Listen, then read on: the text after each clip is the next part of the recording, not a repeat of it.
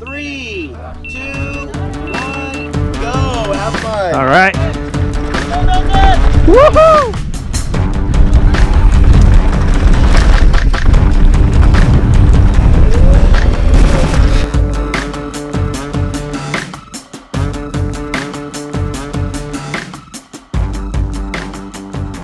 One of the first things, obviously, that you need to do is sign up. That in and of itself can be a little bit challenging, especially if it's your first race. I think the best person to tell us about the various and different racing classes or categories would be the race promoter himself. And it's running really good. For those of you that haven't pre-rode yet, everything's running way better than it was about a month ago. Hello? Jason, how are you? I am doing great. How you doing, senor? I'm doing all right. In terms of the different race classes or categories, there are quite a few, and I think for someone who's looking to race for the first time, that may actually be, you know, a little bit confusing. So, could you talk a little bit about the different categories? Sure. So, they can be a little bit confusing, especially to people who don't race very often, which we do get a lot of beginners. So basically, in a nutshell, what we do is we cover all the basic categories, which are beginner, sport, expert, pro, and open. So those are the 4 basic categories.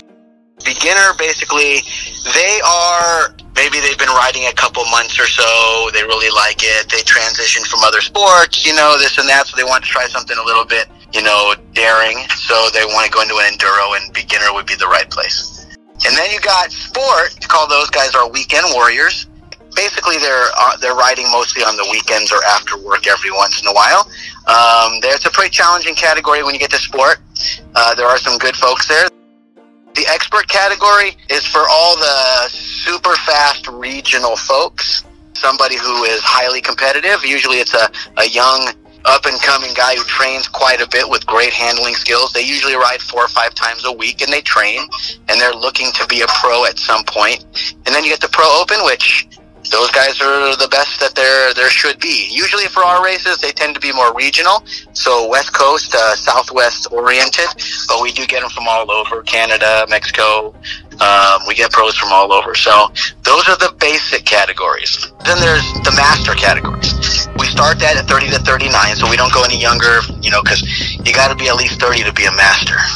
And then we also have junior experts. Junior experts are the young guys, 18 and below, and it's a very, very fast category.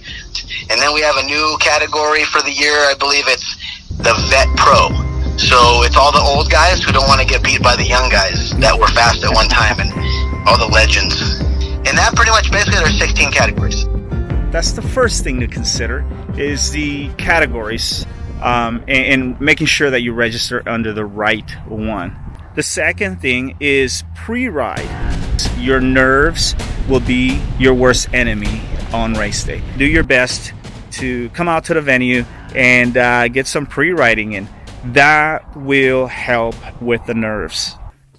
So this was the line. This is the line that I always used to take right through here. Right. I used to ride along this rock and go in between here and then find my straight line out. But now we discover that the line is right here, right over the rock. You know, take the time to stop and check out some of the sections that may slow you down and see if you can spot the best line. Now, the best line is typically the straight line. We tend to follow the flow of the trail. So if it curves to the right, you know, we go to the right. If it curves to the left, we go to the left. See how it curves to the left? I've been following the curve. But oftentimes, the best line, it's not to follow the natural flow of the trail, but to actually cut through it. And then having a break. But I think the line is to stay really close to the bushes here. and send it straight. Yep, that's the line.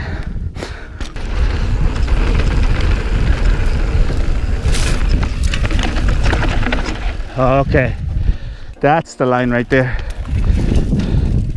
To recap, if this is your first race, take a look at the different classes and sign up for the right one. Definitely, if you're able to come out and pre-ride, even if the courses have not yet been marked or announced, just get to know the terrain. I would say, don't spend the day just blazing through and seeing how fast you can go. Actually slow down and check out the different segments that could potentially slow you down, and see if you can scope out the best lines. Be mindful that your nerves will become on that day your worst enemy, and so you have to intentionally remind yourself not to be nervous. Control your breathing. Lay off the being heavy on your bars, a light grip, and just have fun, relaxed, and know your capabilities. And so N+1, N equals your capabilities.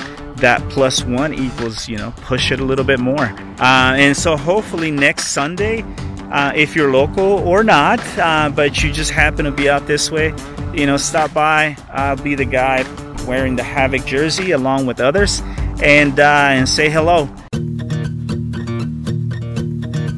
Why would I want to pay $60 to $70 to come down the hill when I can do it for free? Here's why, at least in my opinion, is it's an experience because you get to connect with a bunch of riders who love the sport.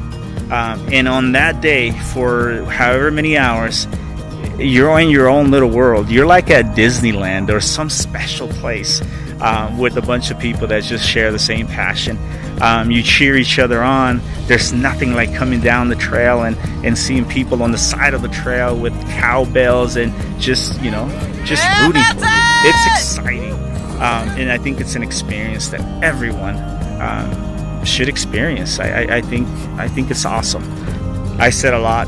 I'm out of breath. I'm hungry. I'm gonna go home and get me some breakfast. Thank you for watching. Until next time, ride fast, don't die, and God bless. Démosle pues. Hasta abajo.